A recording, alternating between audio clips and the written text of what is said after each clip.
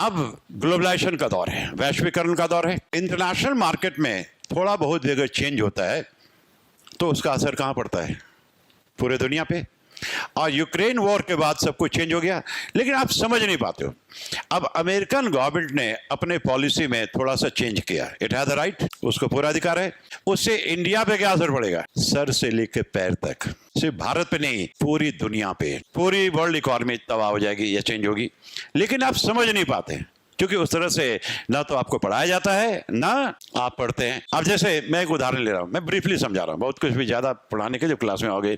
अभी जैसे देखोगे महंगाई, तो महंगाई सिर्फ भारत में नहीं बल्कि पूरी दुनिया में। अच्छा, लोगों को क्या लगता है कि यूक्रेन की लड़ाई के बाद जो है कच्चे तेल का दाम क्या हो गया? बढ़ गया। तो कच्चा तेल महंगा तो पेट्रोल डीजल महंगा, पेट्रोल डीजल महंगा तो सब कुछ महंगा है।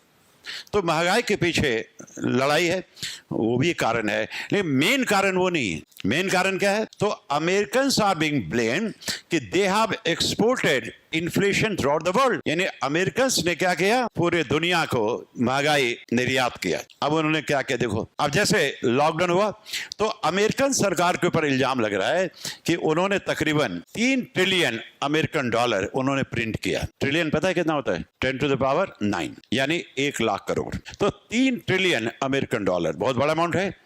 इन्होंने क्या किया? प्रिंट किया और इन्होंने अपने लोगों को पैसा पहुंचाया, एक तरह से राहत सामग्री के तौर पे पैकेज दिया। हमें नहीं मिला, money was put into the accounts of their people. तो वहां के लोगों का क्या हुआ? इनकम जनरेट हुआ, तो डिमांड आया, जैसे लोग क्या रहे, अरे लोग क्या रहे, अपना सर्वाइव करके। ठीक है, उन्होंने एक प्रॉब्लम तो सॉल्व कर लिया, लेकिन इसके कारण क्या हो गया कि अमेरिकन मार्केट में मनी सप्लाई क्या हो गया? बढ़ गया। अब मनी के बारे में आपको पता होगा कि money alone can increase the demand, but money alone can not increase the supply. अब इसके कारण क्या हुआ? अमेरिकन मार्केट में इन्फ्लेशन का रेट क्या हो गया? बढ़ गया। यह अमेरिका में महंगाई आ गई। अब महंगाई को कंट्रोल करने के लिए वहां का जो सेंट्रल बैंक है, उसका क्या नाम है? Federal reserve bank. उसने क्या किया कि रेट ऑफ इंटरेस्ट को बढ़ाया। देखो थोड़ा मैं अगर आपको ये, अब जैसे होता क्या है कि भारत में जो देख पढ़ते हो, एक पढ़ते हुए रेपो रेट, एक पढ़ते हुए बैंक रेट। तो रेपो रेट क्या है? शॉर्ट टर्म के लिए, और बैंक रेट लॉन्ग टर्म के लिए।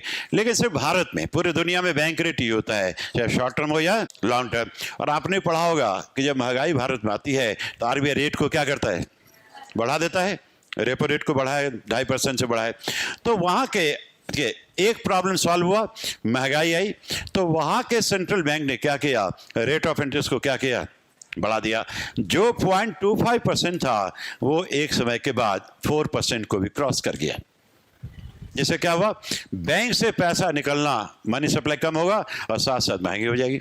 ये क्यों किया था? To check inflation.